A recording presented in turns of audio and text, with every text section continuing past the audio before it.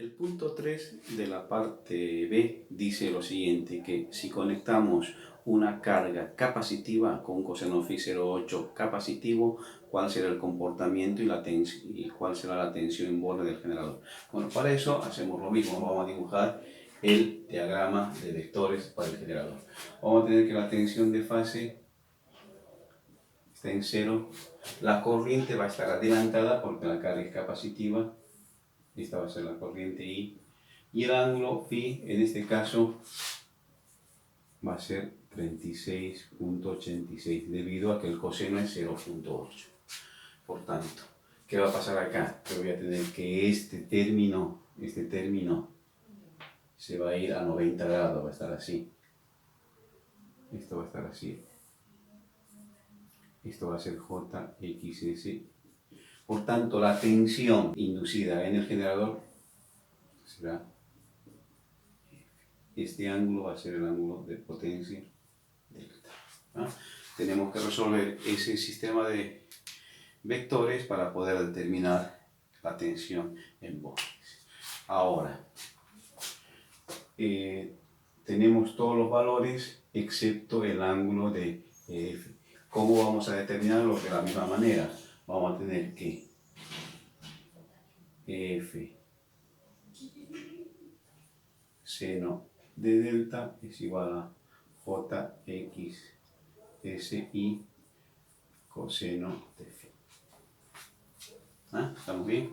Por tanto, seno de delta es igual a, acá tenemos 0,8 por 50 por el coseno de por 0.8.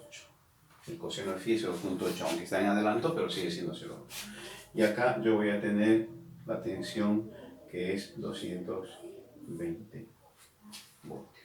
Por tanto, delta, haciendo operaciones, ya no lo voy a hacer, es igual a 8.33 grados.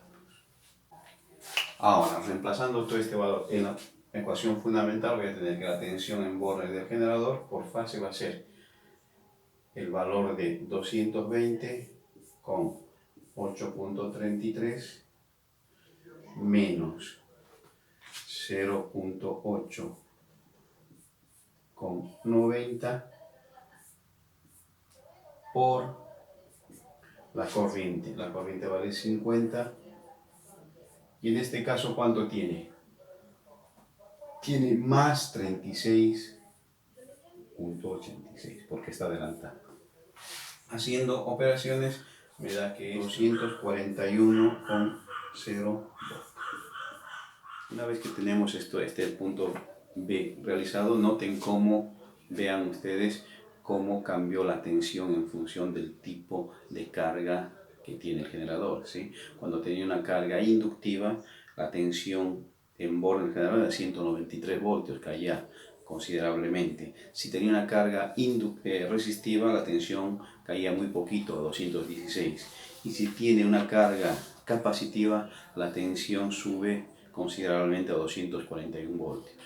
Eso es el reflejo de lo que habíamos hablado hace poco, que teníamos la curva de comportamiento del generador en función de su carga, ¿sí? Acá teníamos el punto de fase y teníamos que si era una carga inductiva, el comportamiento era así, si era una carga resistiva, se mantenía por ahí, si era una carga capacitiva, la tensión subía.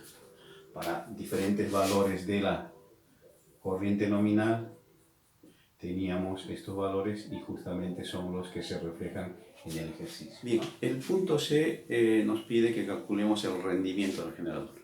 Para eso primero vamos a ver cómo podemos entender qué es el rendimiento, ¿sí? Acá yo voy a tener un motor que es el que me acciona a través de un eje mecánico al generador. Acá yo voy a tener una potencia de salida eléctrica y acá yo voy a tener una potencia absorbida que es mecánica, pero también puedo expresarla en términos eléctricos. Por tanto, el rendimiento será potencia de salida sobre potencia absorbida por 7. ¿Estamos? Bien, yo limpio un poquito el pizarrón. Acá tenemos que el rendimiento, como dijimos, es potencia de salida sobre potencia absorbida. La potencia de salida, es decir, la que sale del generador en forma eléctrica, va a ser raíz de 3, B de línea, I de línea, coseno phi. ¿Qué tensión de línea vamos a considerar ahora? Podemos considerar 3 tensiones de línea en función del tipo de carga, ¿sí? Si tenemos una carga inductiva, una carga resistiva o una carga capacitiva. En cada caso va a haber un rendimiento determinado. Vamos a hacer el primer caso donde la tensión de línea era igual a raíz de 3 por 193.7 voltios. Y esto me da 335.1 voltios. Esta es mi tensión de línea. Por tanto, mi potencia de salida será igual a raíz de 3 por 335.1 por 50 amperes por el coseno phi 0.8. La potencia de salida será igual a 23.188.2 watts. Y este es el valor que pongo acá arriba, ¿sí? 23.188.2. ¿Estamos? Ok, ahora voy a calcular la potencia absorbida. Bien, la potencia absorbida va a ser la potencia de salida, o sea, potencia absorbida va a ser la potencia de salida más todas las potencias que me dicen que tiene pérdidas, que es las pérdidas mecánicas y pérdidas en el hierro. Y esto es, por tanto, más 1 kilowatt y más 0,8 kilos. Consecuentemente, acá yo voy a poner 23.188.2 más 1000 por las pérdidas mecánicas más 800 por las pérdidas en el hierro, ¿sí? Haciendo operaciones y limpiando un poquito el panorama, vamos a tener lo siguiente. El rendimiento será de 92.8%. Bien, el punto D nos dice que tenemos que determinar el torque inducido y el torque aplicado. Lo mismo para hacer la diferenciación de los dos torques, vamos a tener lo siguiente y explicar esto de la siguiente manera. Yo tengo el motor que me acciona el generador y tengo mi generador. El generador no entrega potencia mecánica, lo que entrega es energía eléctrica. Pero nos podemos calcular un torque inducido. Es este el torque inducido el que está acá, ¿sí? En términos eléctricos. Y el torque aplicado es el que recibe de la máquina impulsora. Esa es la diferencia, ¿sí? Torque inducido, el que entrega el generador en términos eléctricos, y torque aplicado, el que recibe el generador de la máquina impulsora. Con ese concepto lo que podemos hacer es empezar a aplicar las formulitas que ya sabemos sobre torque. Vamos a tener que el torque inducido es igual a potencia de salida, que es la potencia que sale, por 60 dividido 2 pi ns. ¿Estamos bien? La potencia de salida ya la habíamos calculado, era raíz de 3, b de línea, i de línea, coseno phi, por 60 dividido 2 pi por las revoluciones que calculamos en el primer punto eran 1500 revoluciones. Por tanto, el torque inducido, haciendo matemáticas con todos esos valores y considerando esta tensión para el valor de la carga inductiva, 147.7 Newton metro. El torque aplicado